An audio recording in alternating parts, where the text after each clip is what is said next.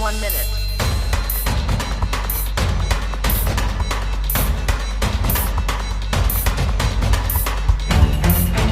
T-minus 50 seconds.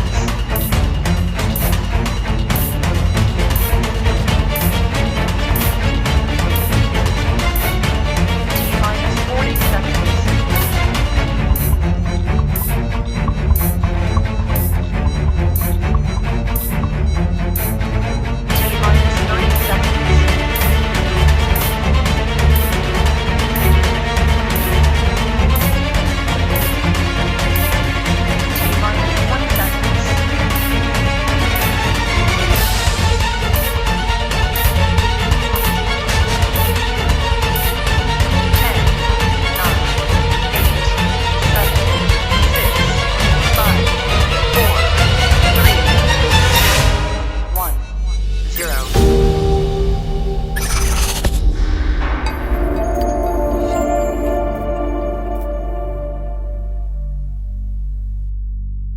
One day, when the glory comes, it'll be his, it'll be his. Whoa, one day, when the war is done, and we will be free, we will be free. We'll cry glory, glory, yeah, glory. We'll cry glory, glory, oh, glory. I shed a tear for Africa. We've been called the dark continent for too long. What's going on? Serikali zetu ni kama za tuchezea, ni kama uongozi ni bandia. Kweli tumekosa tumaini, mtu wa kutegemea. Tukitazama ya kale, hatuwezi endelea. Let me tell you kumekuwa na mabaya. Let me tell you, the devil is a liar. In and of itself, it's of no significance if my God-given skills don't make a difference in this country. Kuwa busy CBD, najitahidi kujenga hii CBD. It's up to all of us to stand and make a change. Don't complain, be the difference in Jesus' name. That's why I preach the good news in every single line, to change the world a person at a time. I believe one day, when the glory comes, it'll be his, it'll be his. Oh, one day, when the war is done, and we will be free. Oh, we will be free. We'll cry glory, glory, oh, glory. We'll cry glory, glory, oh, glory. And though the war is not over, the victory has been won.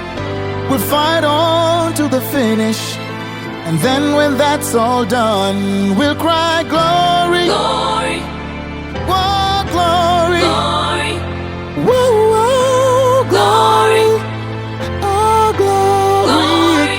Said we'll cry glory, glory, oh, glory, glory, ooh, glory, glory, glory. I see the Lord open our eyes and a movement arise. One to turn the world flip side, inside out, upside down. My town, your town, a city on a hill to light everything around. We don't need just a revival, no, we need a revolution. New minds, purified, clean of pollution. A new generation must arise. A new Africa, dark continent will see a sunrise. And the whole world, by faith, will move mountains. God has called his church to be a fountain of hope, a fountain of peace to the people, united in God, where we all stand equal.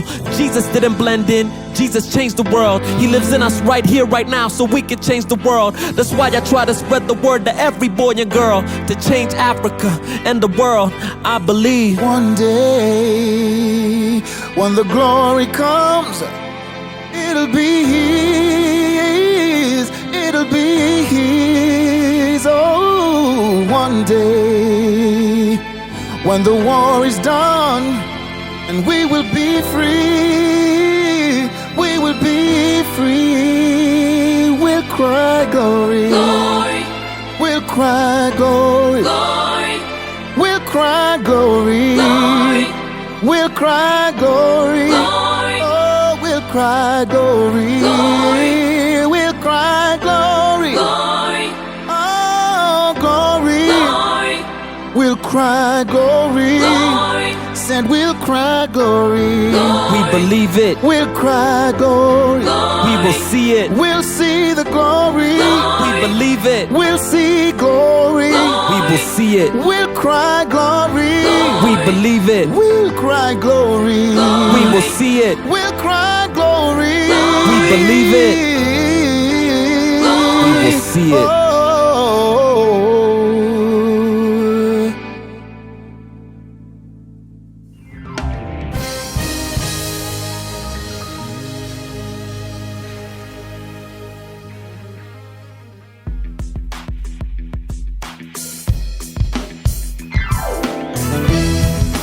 Money to the round. Aha, aha, aha.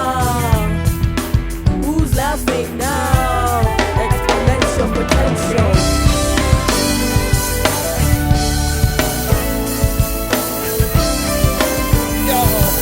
Check this out. Wallet to the round. Who's laughing now? Exponential potential. Wanna drown kwa tears, yum. Hey, you know what? That's it. If I continue, I'll butcher this song, but what a great start to this show. Welcome to the Fearless Show with Steve Katingima. I'm your guy, Steve Katingima. We are in for an amazing show. But in case you missed yesterday's show, here is a recap of what you missed.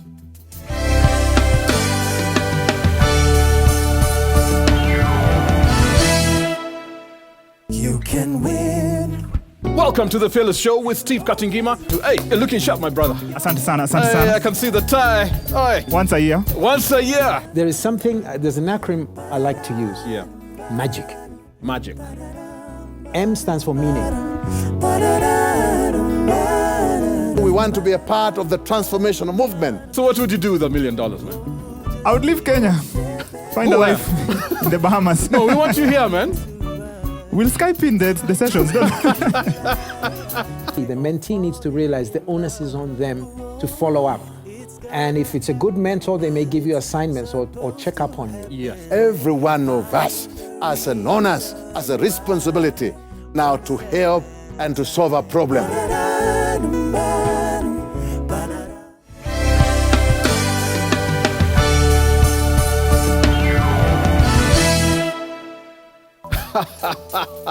Really excited about what we have in store for today. You know what, Noel, by the way, let me sir. ask you. Yeah. Which is the biggest song on YouTube right now? Right that you now. know?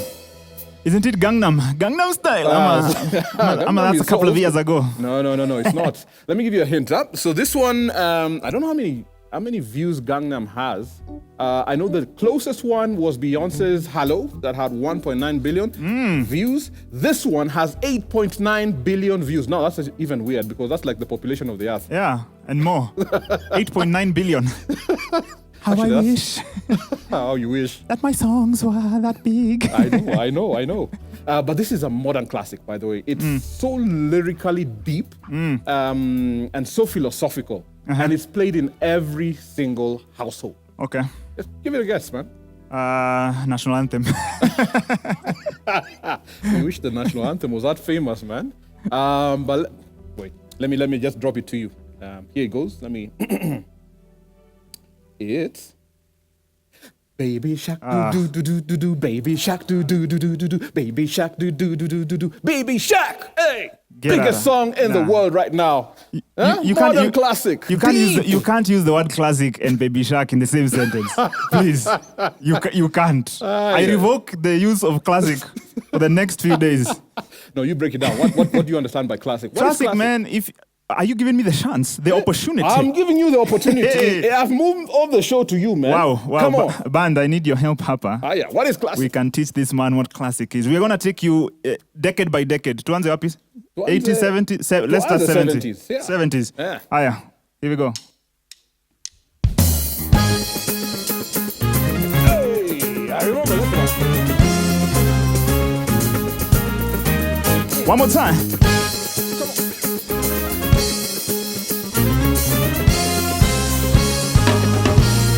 Help me sing.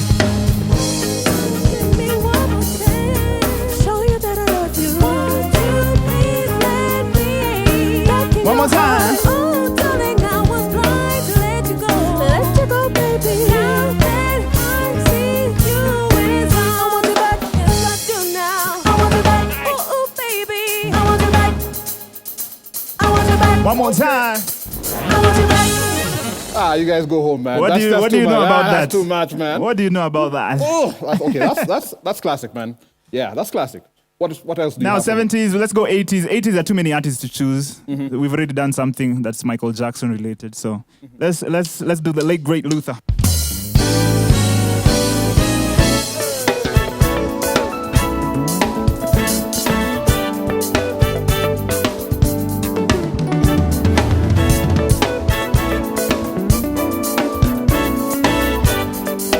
Take me to the chorus.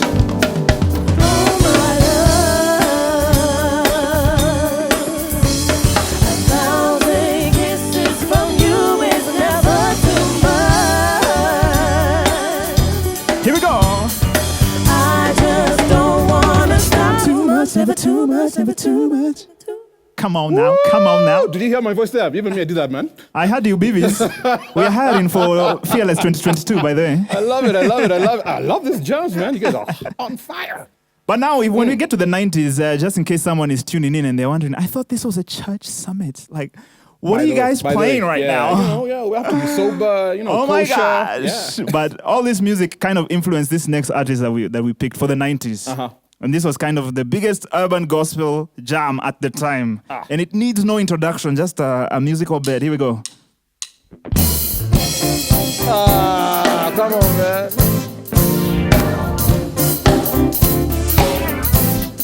And then we had to Kenyanize it. Let's say I've been going through some things that really got me down. Apotosha. That is how Kenyans murder songs, man. By the way, who was that guy?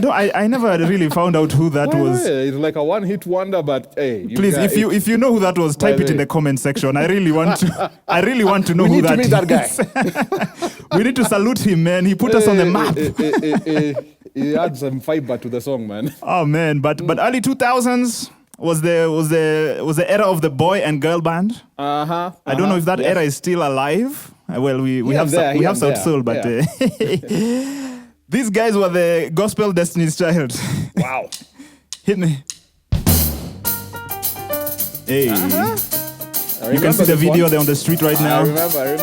Here we go. Shackles off my feet so I could dance. I just wanna praise you. I just wanna praise you. Yeah. Broke the chains, now I can lift my hand. And I'm gonna praise you. I'm gonna praise you. That was a big song, man. Where were you when that song came out? 2002, 2003? Wait. I was in college. Okay, man. no, let me not expose your age. You know? Please. Yeah, but I was somewhere. Yeah, and I love that song, man. Yeah, Good. man, big tune. Where are we now? 2010s? We're in 2010 now. Where we just We're crossed crossing over. over, yeah. We just Just crossed crossing over. over. But this was, I think, the biggest one. Let's give them some Uptown Funk.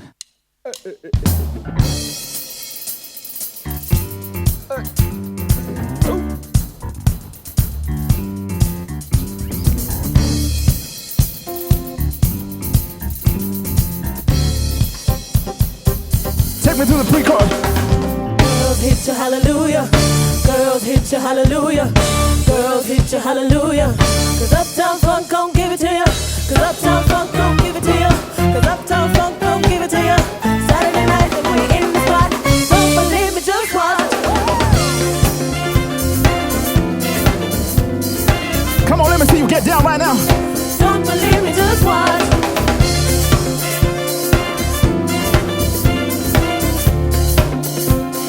Don't believe me, just watch. Don't believe me, just watch.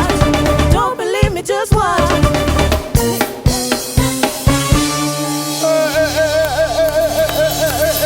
Come on! What's up, man? Uptown Funk, yo. Oh, man.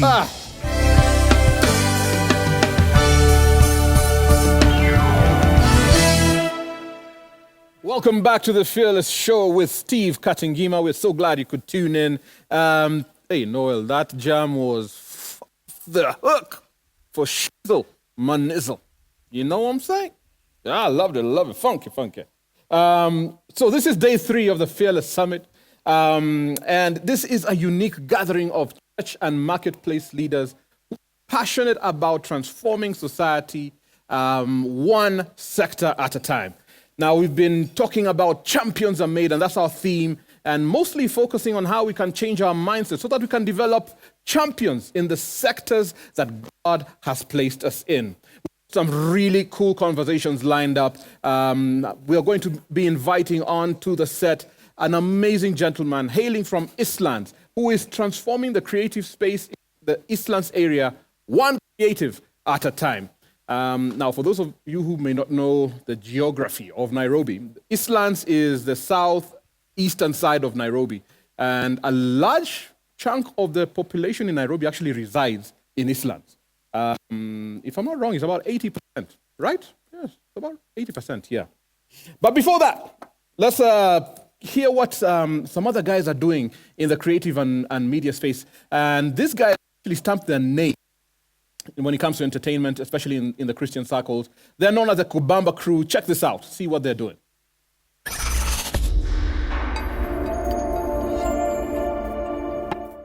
God has allowed us to be in existence now for the last 21 years. We started off as a media ministry. The first platform that Kubamba got started doing ministry was in media on Family FM as a radio show. Actually, and, we met in media. So I used to listen to him. I was his groupie, and you know how you still are.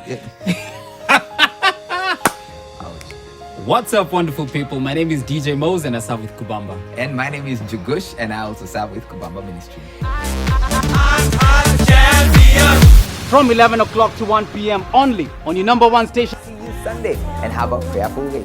Hey, what's up, man? This is your boy DJ Moz. But join us this Sunday from 11 o'clock on your number 1 station, that's Citizen TV, for Kubamba, for some fresh and uplifting gospel music from hip-hop to dancehall to R&B. Plus, don't forget to vote for your favorite song on Double 2. See you Sunday and God bless. Gospel Sunday from 6 a.m. to 1 p.m. That's how we ended up, coming together. I was like, I love what he was doing and sharing the gospel. And like, you know what, I would love to be in this place because I was passionate equally about evangelism and discipleship. Yeah. And here we are, 21 years later, by God's grace. Absolutely. And God has been so good to us to allow us to be, to walk with young people, do life together with them, and to see their lives being changed and transformed. Now, I am a product of media. My faith has grown a lot because I've listened to a lot of good gospel music that has spoken into every aspect of my life. So I know the power and the influence of media. It influences how we dress, how we talk, how we relate with people, how we deal with finances. And so, for us as Kubamba, we want to be in that space where we engage with this young audience, between the ages of 14 and 24.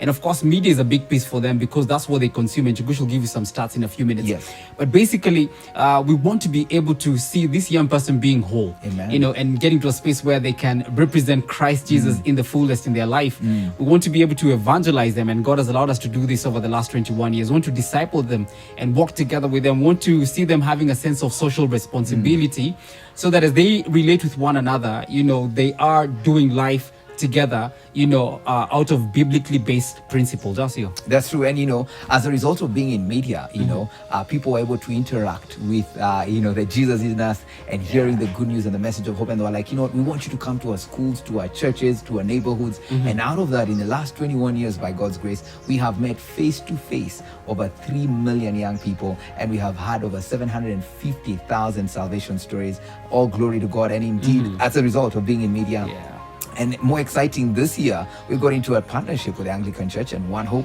And, in the last 3 months, we've seen over 52,335 hear the gospel. And out of that, 29,312 have committed their lives to Jesus Christ. Yeah. And guess what, man?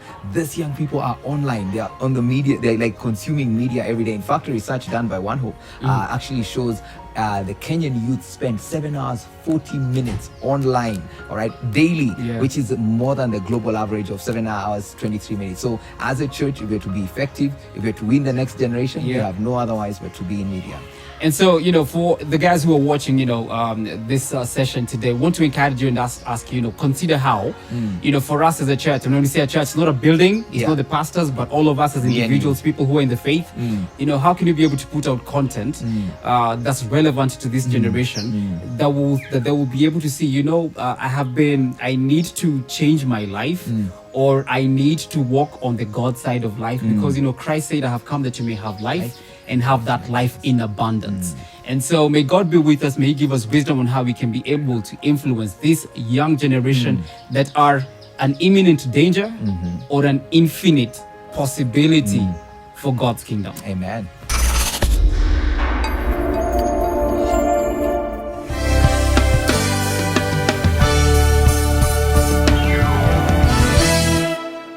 Tell you, when it comes to making inroads in Kenyan high schools and causing impact, no one does it better than the Kubamba crew. These guys are amazing. Keep doing what you're doing. Now, on to my guest today. I'm really excited about this conversation. I was reading a bit about your bio, and you wear so many hats. And not hats like mine, lakini you get my drift. Yeah. So you're a media enthusiast. Yes. You're a publisher. You're a broadcaster. You're an artist also. Yes. Hey, Buddha, you do some rap. I could have given you a slot to do some entertainment. But my guest is an entrepreneur. He's a father. He's a husband, a fearless influencer. Help me to welcome MYKAL Black. Yeah, that's what's up. MYKAL Black. Yes. Hey. Black on the mic, yo. Yeah. Tell me, let's just start from there, the name. MYKAL Black. What's that all about, man? That's not Kenyan. Michael Njogona, Michael, Otieno, that we understand. Actually, it's very Kenyan. Really? MYKAL is my official name. And black is just, other than being my favorite color, it's a representation of the African continent. Wait. Yeah. Dude, you're deep, man. Philosophical. I like it. Thanks. Fantastic. So we want to just talk a bit about your journey in the media and the arts specifically. And we were chatting at the back a little bit about your background. So let's frame it from there. Yeah. Who was MYKAL Black before Black Boy Entertainment? Very quick.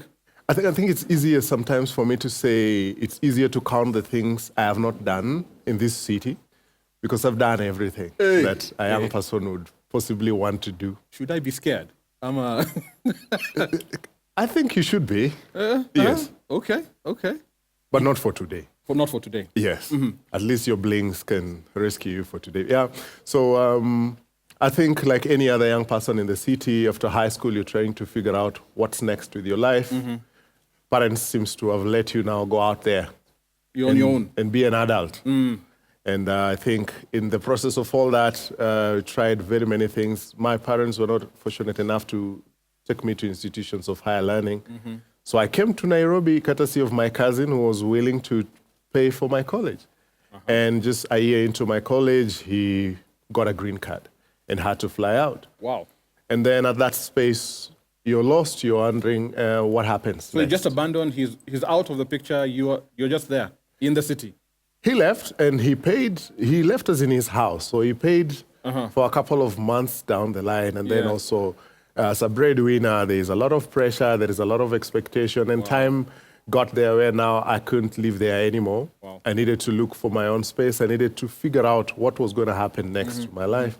And I think it's that space where now you're not in school, you're not working, you're trying to figure out how do I eat, how do I pay my rent, how do I survive? Because something was very clear in my head that I was not going back to the rural area, And then it's in that space that I think I discovered who the typical young person in this city is, because you've tried everything. You try to remain positive, you try to look for employment, you work in the hotels, you work as a cleaner, you work in the kazi kwa vijana, you try and hawk.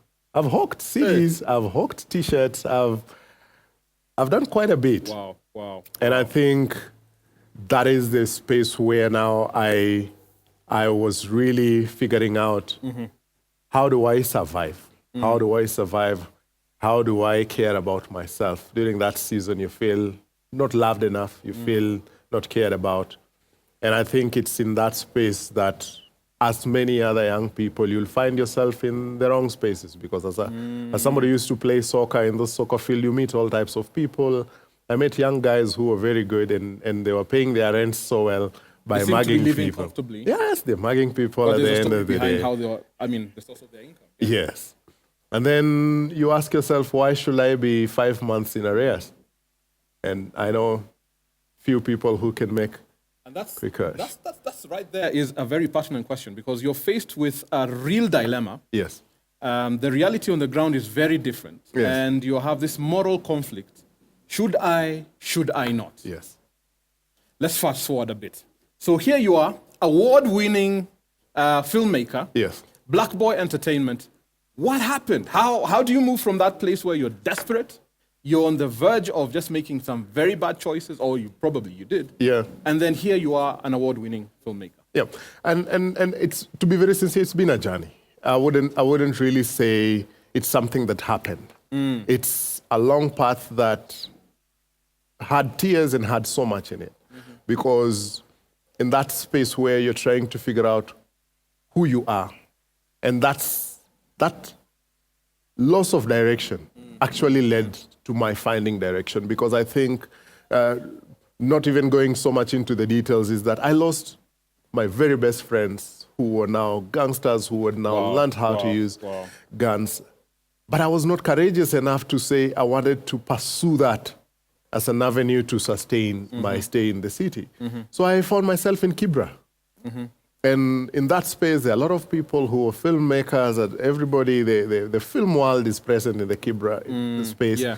And I met somebody who had production equipment.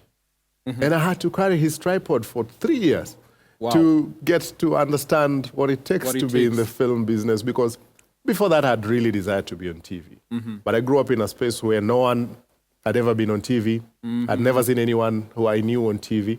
So it was a pipe dream. So you have passion, but the opportunity didn't exist for you at that space. Even the thought. Wow. Where do you start? Who do you know? Who do you know? Yeah. You know. And then you're in a city where everybody is trying to make ends meet. Yeah. And then I think it's through that I found myself in film. And I desired to do drama. I wanted to be on TV as an actor. But then when I interacted with the production space, I realized that I was enjoying so much to be behind the camera than really in front of the camera. Wow. So during that space, I think is where I realized that I was meant to do this. Wow. It was not easy because it was a very long and tiresome journey. Still, within those 2 years, you need to eat. The money that you're getting from that place is not enough. Yeah. You're trying to make ends meet. You're trying to do things. And one lucky day, I met an opportunity where there is somebody who was looking for young people who have media, who have passion in media. They didn't care whether you'd gone to school to study journalism or not. They were just looking for passion. Passion. At that point, I had a lot of things. You had buttloads of passion. Yes, I had so much to show for the passion. Wow. And that is how I was expected. I was accepted into that training. And now that training also changed a lot because they gave us a hanging carrot and said, if you're good in this training, you get employed. Wow. Good motivation. So that was the only opportunity. So you're focused. You're focused. Yeah. I would be among the first people in that space and the last. Wow. Because this chance was not going to get away. It's not going to come again. And I love that. You said, you mentioned earlier that your passion met you prepared. Yes. This opportunity met you prepared. The opportunity made me prepared. Wow. So Black Boy Entertainment gets off his feet. You're now producing, you're doing content. Yeah. Let's talk a little bit about something different here. Black Boy Media Lab, something that you have initiated. Yeah. Help the audience understand. What is it about? Black Boy Media Lab is basically a creative space that focuses in nurturing young people in media, arts, entertainment, and tech, and trying to push that passion aspect in the young people to say, can something tangible be made out of your passion? Can you generate sustainable revenue out of this thing that looks skewed and looks like lacks direction? So this is something that is born out of your own journey. It's born out of my own journey because I think during my struggle to find who I was, I had so much passion and I used to believe I can do this thing. I had never done it, but I used to believe if somebody gave me an opportunity to do it, I would do it. And I felt like one day, and I promised myself, and I used to tell God during that struggle that, God, if one day you bless me with a space of my own, I will allow other young people who want to dream to come and dream. Wow, wow, wow. So when I had an opportunity, when I built Black Boy Entertainment as a company making revenue and I'm able to sustain myself, I decided to start the Media Lab now as a CSR-ish kind of a thing to say. Giving back to the Let community. me just give back. Yeah. Let me allow young people who want to dream, who want to interact with that production space to come. And that is how that space was born. And it has grown. It started from just one program that was basically training people in film and TV. And today we are running 4 programs. Wow. Yes. Wow. One, the Story Lab that is training people in film and TV.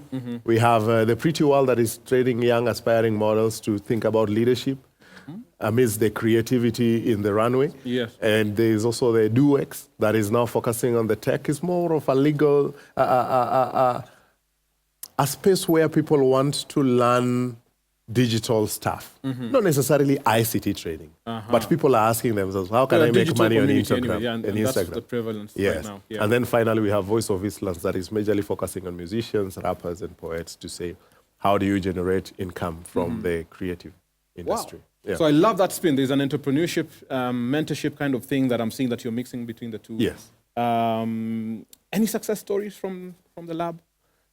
There are lots of success stories. I would Share say, one, to be very sincere, the lab today has more than 26 people who've gone through the lab. Wow. And currently, as we speak, Black Boy has 9 employees who are all trainees of Black Boy Media Lab. Wow. And the best way for us to trust what we are training is by having those people work for us. Wow. And that is always our biggest test. There are other people also, because we cannot also accommodate everyone. Course, yeah. You have to let people who found opportunities elsewhere to still go out there and do what they're able to do, but also just trying to maintain that network to say, time and again, we can still be calling you up. We are following up on what you're doing out there. We don't just train you and let you go. We also are keen to know, what are you doing out there? What are you doing out there? And are you really representing the brand well when you're out there? I like that. And I want to pick up on that because when people think about mentorship, they're thinking about, training, you're working with someone following up.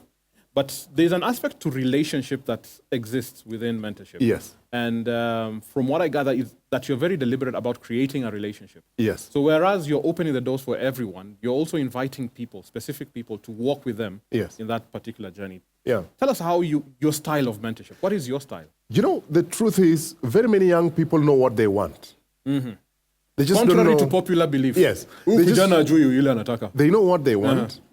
They either lack an opportunity to try out or somebody to help them direct them to a particular direction. Point them in the right direction. So most of the time, in the absence of love, it is very difficult for this young person to really figure out who they are. And that is where, for us, we realize that some people come into that space thinking they want to become photographers. But then 3 months down the line, they realize that, no, I want to be in hotel. Wow. But Total photography, shift, yeah. yes, because everybody around them is talking about Instagram and is posting good photos and you feel like I can do this. Yes. But really, is What it is inside it? you? Yeah. And I think for me, mentorship is about that. Not giving this person something, but discovering what exists inside this person. Wow. That is powerful. Yeah. Now, just to wrap it up, because we need to wrap up the conversation also. We know there are many people in media and the arts, including Christians. Yeah. And it's not just enough to have a company. Yes, we're doing production. We're pushing content out there. Yeah. There's something that you're very deliberate about, which is mentorship and discipleship. Yeah. Tell us about this. And you mentioned to me earlier, about this code that you have, about your mentorees. Yes. When they exit, there's a certain code they live by. Yeah. Tell us a little bit about that. And what would you tell, aspiring artists, enthusiasts, people with passion, who are kind of confused? Where do I start? It has multiple facets. The key thing is media is a pillar of this society. We are what we are putting in our media space.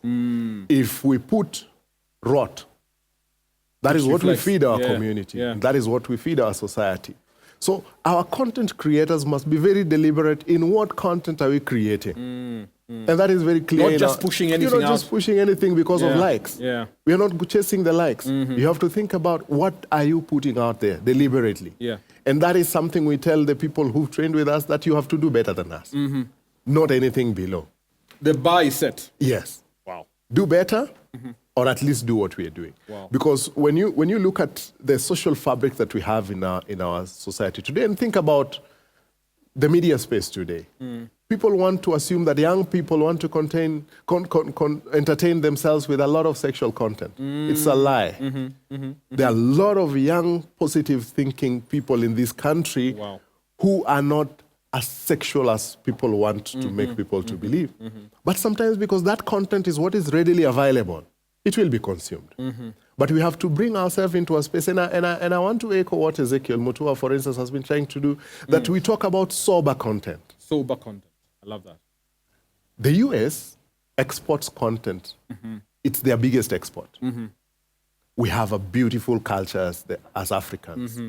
What if we put that culture Package that. and package Yeah. it into very beautiful content? How much more can we sell out there? Wow. The biggest challenge facing young people today in this country is unemployment. Why would we have the 70% of this country grappling with unemployment, yet they are the most creative aspect of this population? Can they be allowed to create content and sell it and make it a business, and we create a culture around it that will allow our young people to look at content making as a business and not as entertainment? Fantastic. And on that note, we have to end the conversation. Ladies and gentlemen, MYKAL Black. That is amazing. Thank you so much for taking the time to join us. Thank you so much for having me. Wow. I thank God for Fantastic, this. fantastic. Yes. Thank you for being part of the 2021 Fearless Summit. At Fearless, our desire is to be a blessing to all who attend, and that's why all content and sessions have been made 100% free of charge. This is made possible through the generous contributions of friends and partners through the years. This year, the Fearless Summit wants to be an even bigger blessing, and not just to our delegates, but to our community. We intend, through the Spread the Love initiative, to mobilize resources, cash donations, food packs, clothes, and house utensils that will be distributed to needy families and children's homes. In addition, we're looking to purchase paint that will go towards remodeling the homes for the elderly within our various communities. All this is set to take place in the last quarter of 2021. We are now calling on as many of us as are able to consider making a generous and sacrificial donation towards this and towards the Spread the Love initiative.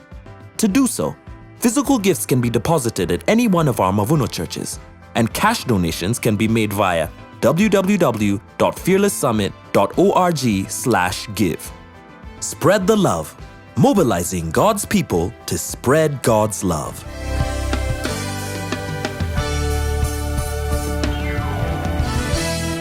Amazing conversations we are having here from Kubamba crew, MYKAL Black. Hey, Noel, I know you're also an influencer in the media industry, man. What's your thoughts on these conversations that we're having so far? Yeah, man, like you said, this is my neck of the woods, media and the arts, bro. So it's been amazing just hearing the stories, especially MYKAL Black's, that he's just not concerned with creating great content, but he wants to disciple, he wants to mentor guys.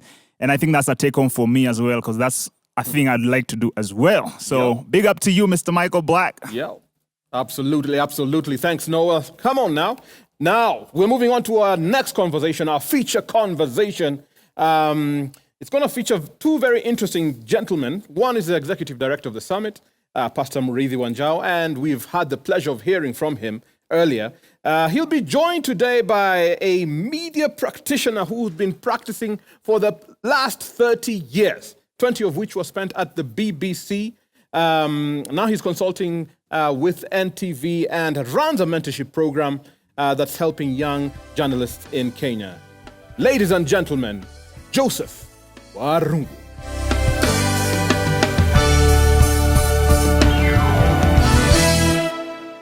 Wow, thank you so much, Steve, for all the great work you're doing with the Fearless Summit. Man, it's been fun. You've been such a great host for us. And you know what? I can't wait to see what the rest of this week is going to be about. But for now, I want to turn our attention to our guest for today, Mr. Warungu, who is, my goodness, you're a journalist who normally would be the one sitting on this seat and I'd be the one sitting there. But today, roles are reversed. Welcome to the Fearless Summit. Thank you. It's a real honor and privilege to be here today. Absolutely. So good to meet you. And you're somebody who's known in the public. Of course, we've all seen you, those of us who live in this country, on our screens. But in addition to that, you're somebody who has had vast experience in the media, 30 years to be precise, working all over the place. You've worked in Tanzania, you've worked in Ghana, you've worked for all our top major media houses, whether it's KBC or KTN, NTV now. And all that stuff. I mean, you worked for BBC as head of BBC Africa News and Current Affairs Department. My goodness, how did this all start? Tell us about yourself. You must have been in this serious journalist school. You've dreamt to be a journalist since you're a child. Actually, no.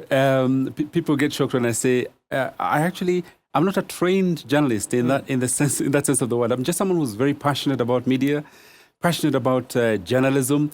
Right from school, I'm those kids where if in an English class the teacher wants someone to read a passage, my hand will be right up. Oh wow! So it's been a journey of wanting to tell stories, wanting to to engage with people and that sort of thing. So that's where it started from. But because I couldn't get an entry point directly into media, because at the time there was only one station, which was KBC, yes. Then known as Voice of Kenya, I had to go into teaching, trained as a teacher, English and Kiswahili. And then eventually found my way into media, which is where I've been for the last 30 plus years. Oh, wow.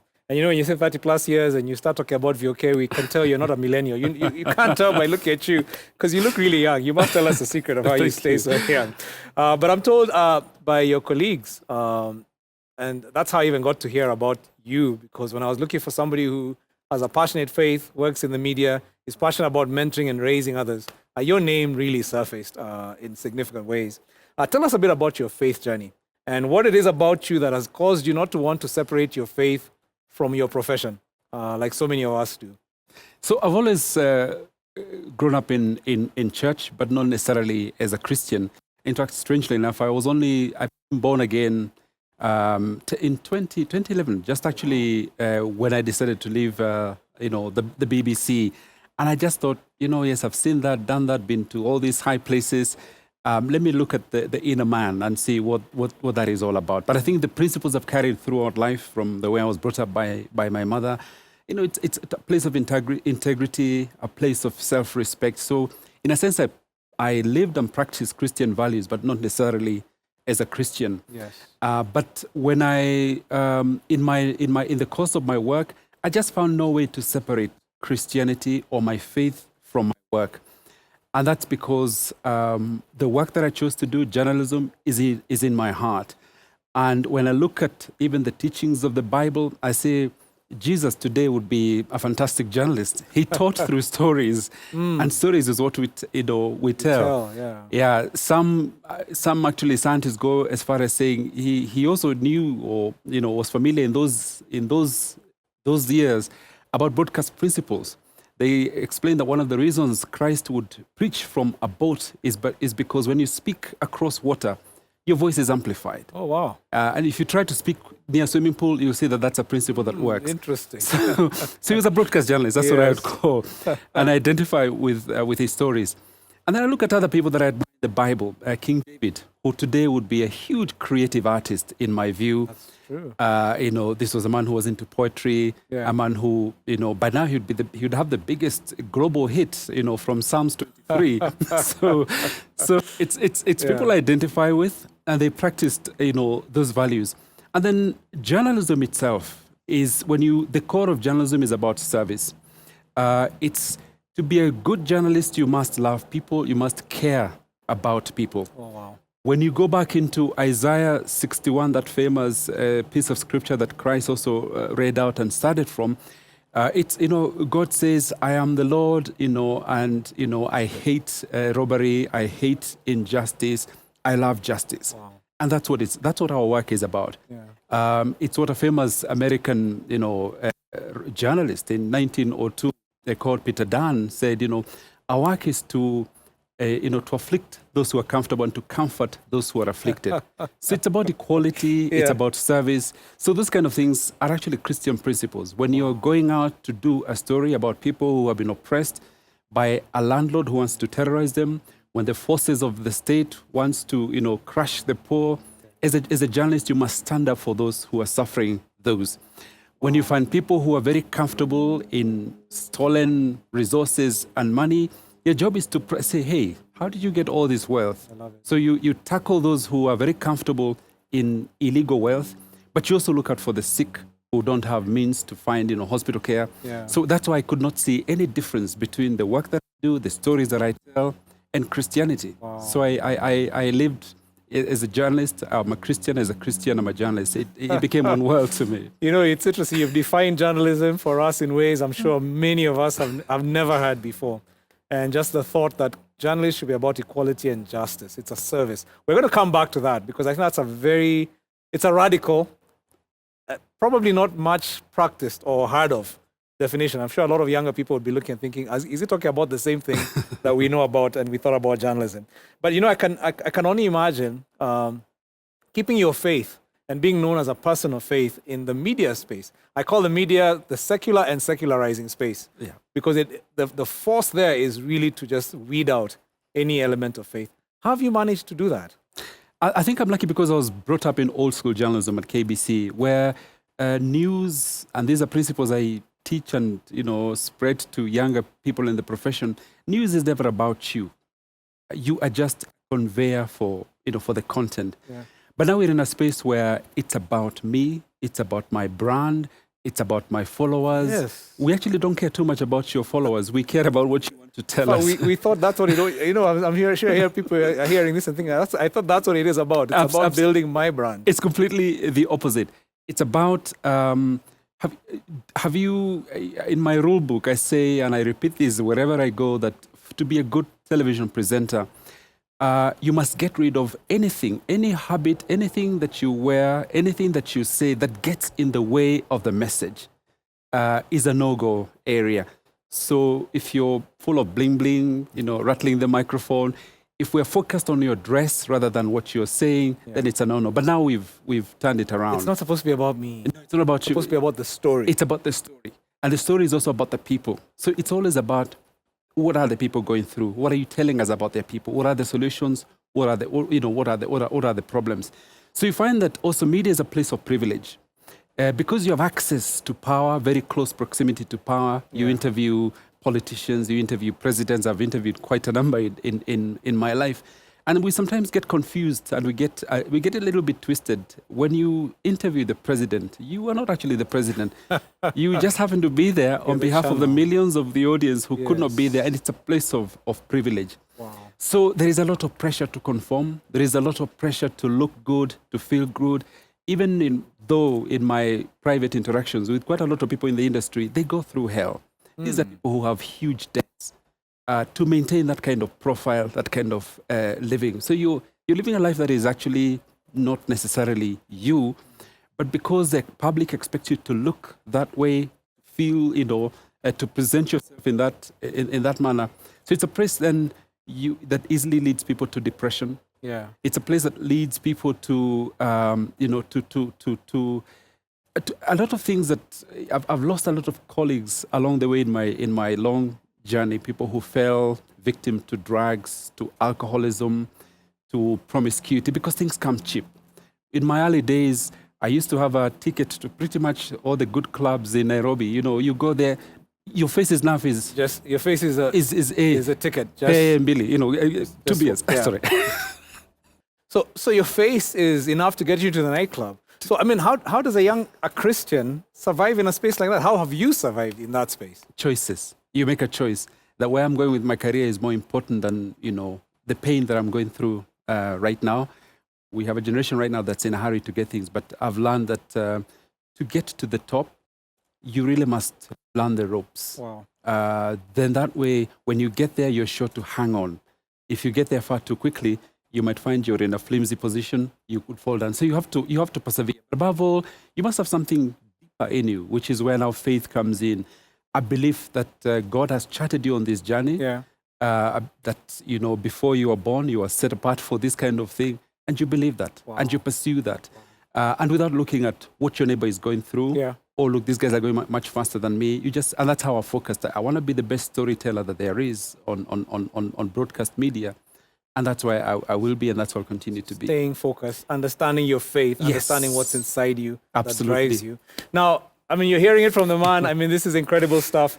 But one of the things that has really drew me to you is that you have a heart for mentoring and for raising the next generation of journalists. And there's a show that you've been responsible for, and it's Top Story Africa. I don't know if you guys have watched it, but I found a little promo for it. And with your permission, I'd like to play it for our audience. Please. Hello and welcome to Top Story Season 2, where we train and equip journalists to become the very best storytellers in this country and beyond. We'll also teach you survival skills for reporting in the field. You'll be tested, and you might probably cry. We just missed death by a whisker. I think this is one step to having journalists who can compete, not just within Africa, but globally. My concerns, I think, would be it's a little bit shallow, and you ended with a question. Your story has been killed. It's the end of the road. Top Story. Wow, I mean, how inspiring. Tell us a bit about it. I mean, what drove you to that? I know it was your heart for mentoring, but tell us a bit about how that came about. Yeah, that was the promo for Season 3, which is just coming to an end of that. I think I left BBC in 2011. I chose to leave because I'd done 20 years and I'd risen to the highest I thought I'd want to be as head of the African News and Current Affairs. And I thought, let me go back home and share a few of these skills and experiences that I picked up in London and across my travels around the world, share them with people back home. So when I came back, that was in 2011, I was a little bit disappointed because the standards that I thought, you know, we had set in our time were a little bit dodgy now, not as great as they would be. Is what you're talking about earlier about journalism about me, or? Yes, exactly. I even actually wrote a BBC article called Catwalk News. So suddenly we became the news. We, the news, you know, the journalists became news. And I thought that's not what I know journalism to be about. That's not what you see on CNN, on Al Jazeera. So what went wrong? But I thought, rather than sit here and say, oh, look, things could be better, I thought, rather than be the problem, why don't I be part of the solution? Yeah. And I felt the best way to really solve this problem, let me find out the guys who are joining in the media, where are they coming from? What sort of a background? So I took up a part-time job at the University of Nairobi for 4 years, teaching broadcast journalism to final year students. So first of all, I mean, that's just insane. So, I mean, many people would complain, just throw up their hands and say only in Kenya or whatever we say. But rather than complain, you decided, let me go to the youth, go to the source of journalism, the next journalists, and find out how they're thinking and how I can help them. Absolutely. Wow. And to every new class, I asked the same question. What made you choose journalism? Yeah. And there was an answer I was looking for, and I was disappointed when only 10% of it came up. People would say, I want to be on TV. Now, if that's why you join journalism, you're in the wrong place. I want to be on TV. I want to be on radio. Isn't there something deeper that drives you? But I was very, my heart... And for you, journalism is not just about you. It's a calling. It's a calling. Journalism is a calling, and it calls you to society, to people, to serve the people of God, to the world's poor, to those who are downtrodden, to those who are suffering. It's about correcting the ills that are there. It's helping, you know, you hold a mirror back to society in journalism so that they can see, guys, are you proud of this image where we don't have 3 meals in a day, where we don't have proper healthcare or whatever it is?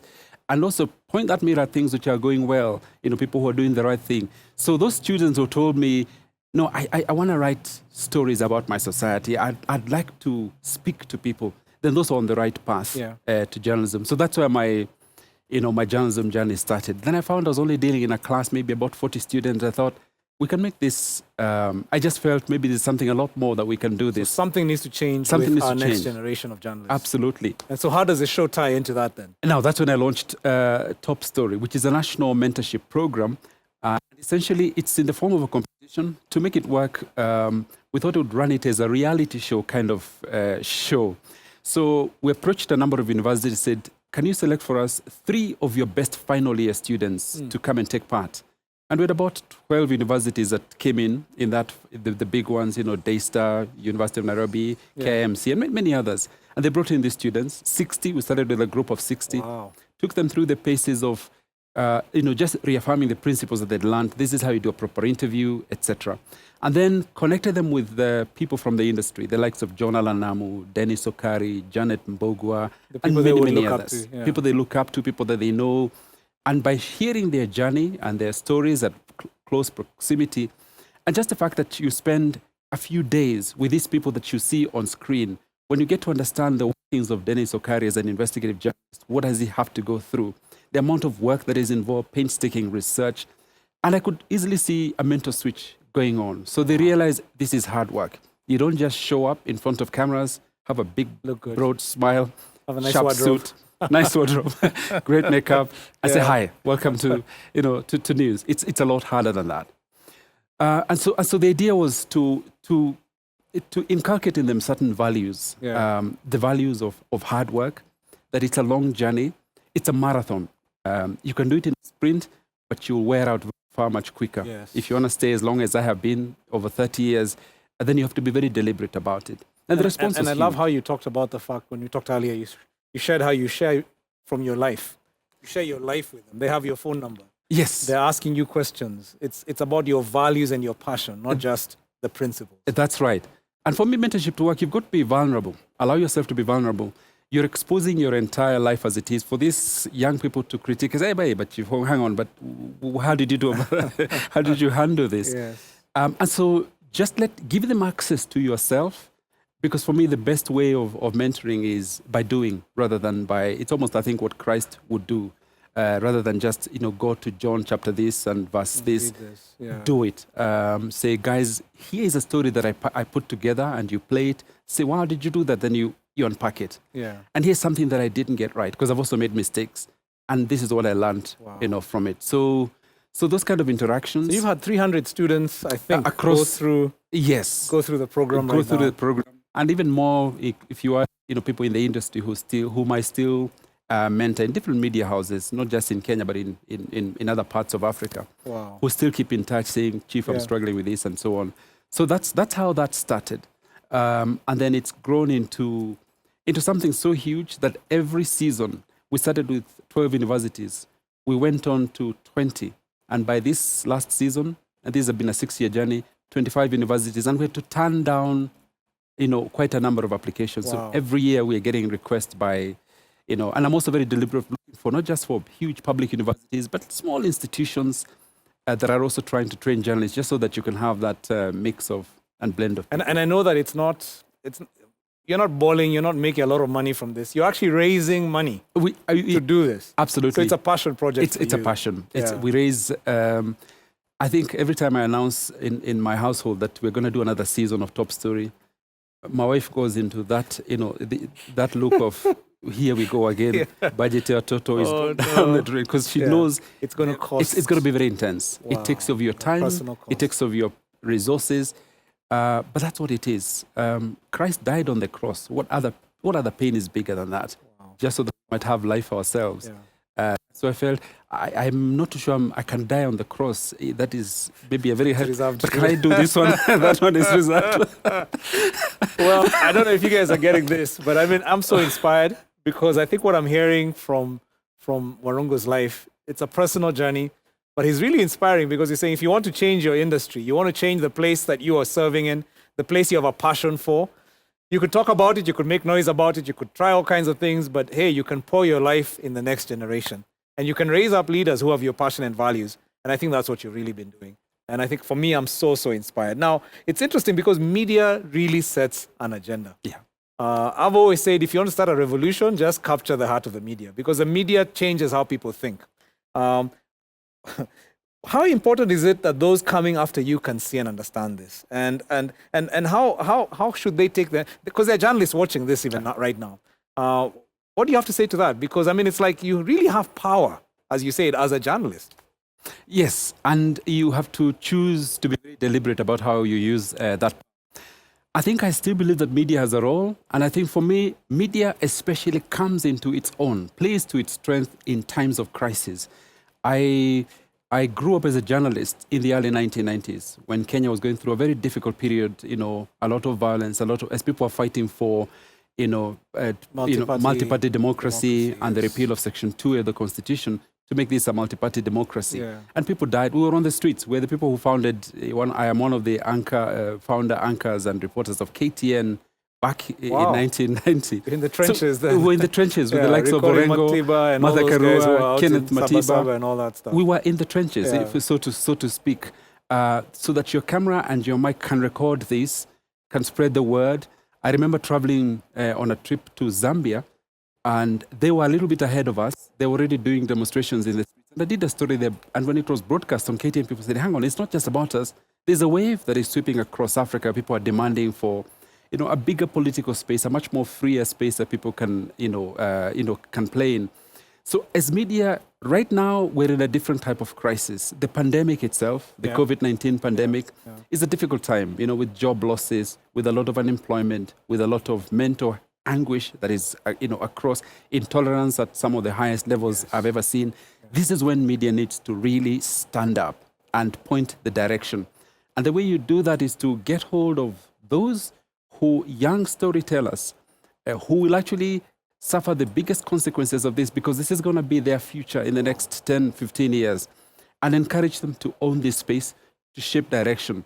So this is not the time for selfies. Yeah. It's time for selfless. Oh, I love that. Drop the mic right there. It's not the time for selfies. It's a time for selflessness. This is what you're calling us to as a nation. Yeah. Yes, and that you have to, whatever space you have, your space could be as little as an Instagram space, an FB space, but your followers, there may be 5, there may be 12, there may be 30,000.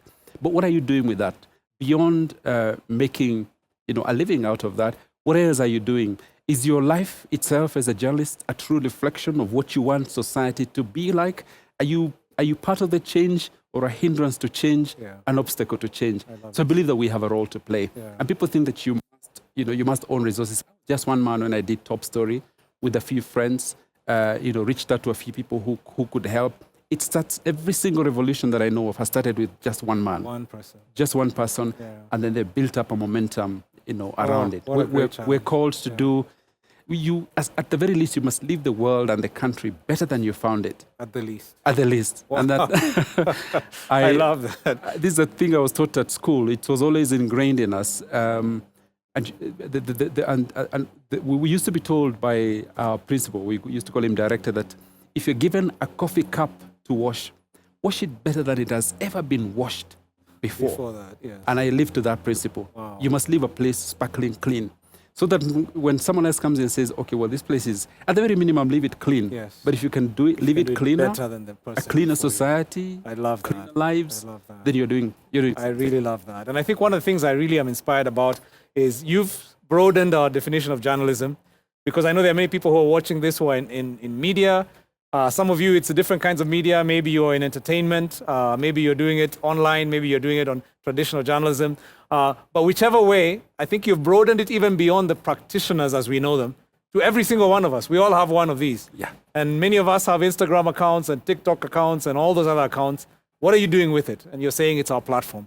Whether you're 5 followers or you have 1,000 or 10,000 or 1 million, how are you using that to shape your society and to raise up the next generation?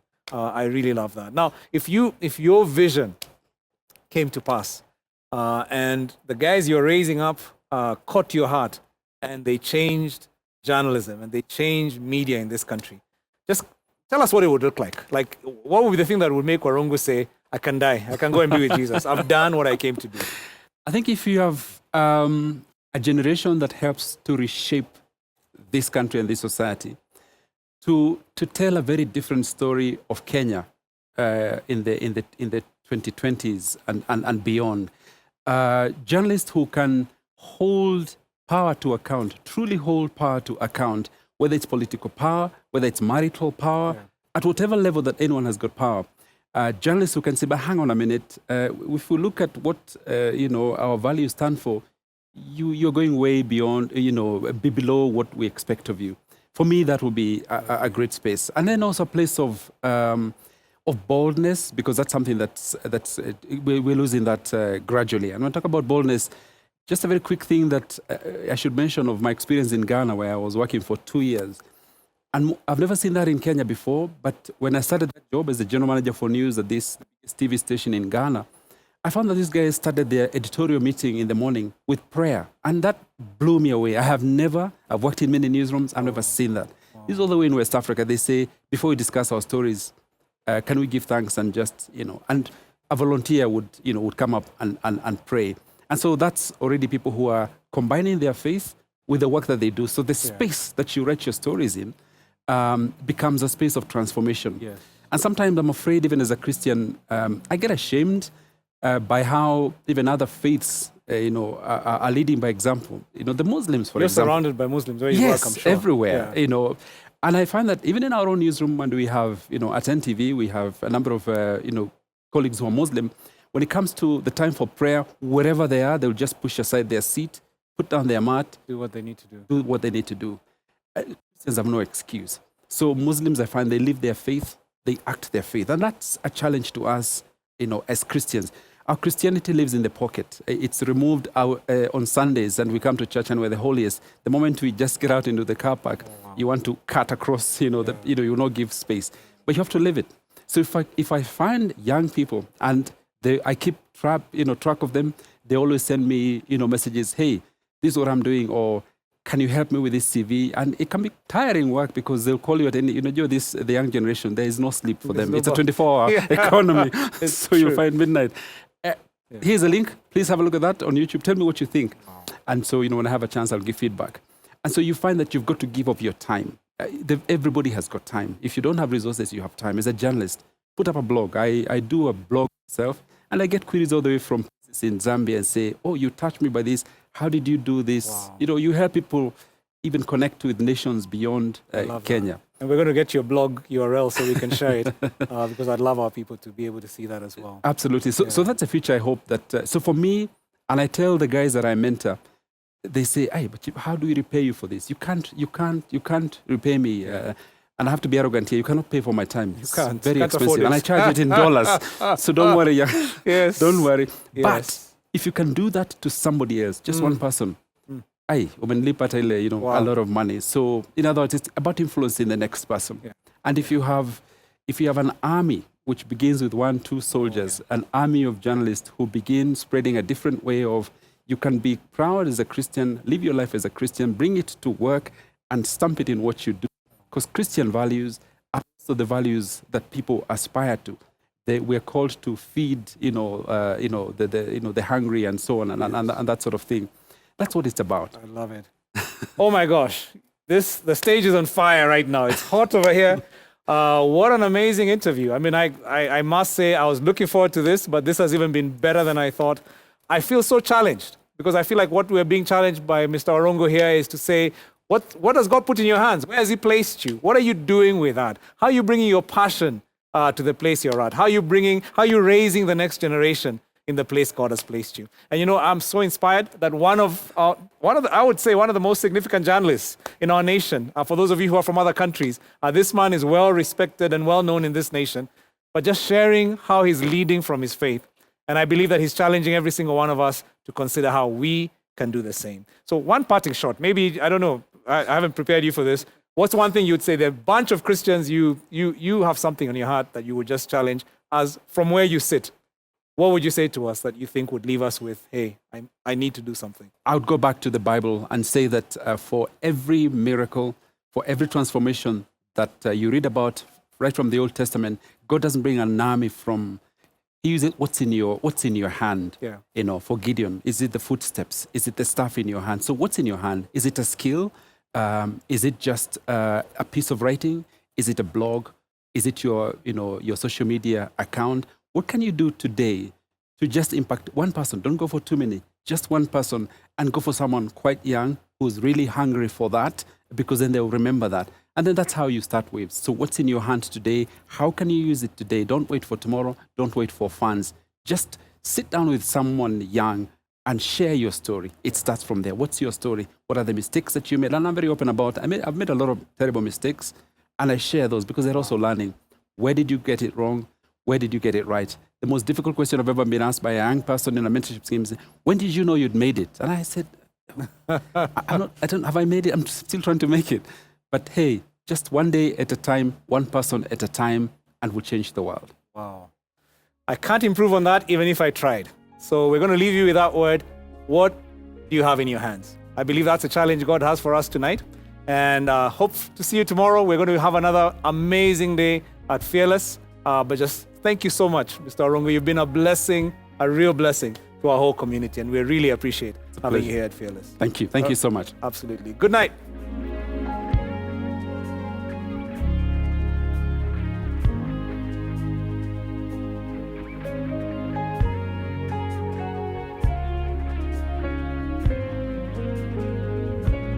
It's a wrap, folks. Thank you so much for joining in and for tuning in. Thank you so much for the amazing conversation from all the speakers, leaving us inspired and charged. You know what? Thank you for joining and tuning in. Why don't you go to the comment section? Let us know, what are you learning? What are you being inspired about? Would love to interact with you in that particular space. As usual, you're welcome to join us every morning this particular week of the Fearless Summit to a time of prayer. This will happen between 6:30 a.m. and 7 a.m. East Africa time. I hope I can see you there tomorrow morning. For those who have friends or loved ones in the diaspora or on different time zones, feel free to invite them to this particular show to be part of this experience. We have a rerun of this show happening at 3 a.m. and 1 p.m. East Africa time. So make sure that they log in, register, and join the conversation. Hey, I want to leave you with a champion quote for today. For every action, there is an opposite and equal reaction, including a social media overreaction. It's Steve Katingima, The Fearless Show. Good day. Good night.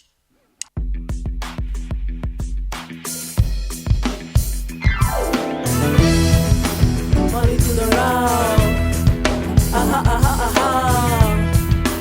Who's laughing now? Exponential potential.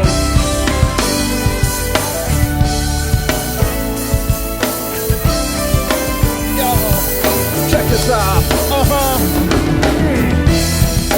Wallet to the round. Who's laughing now? Exponential potential.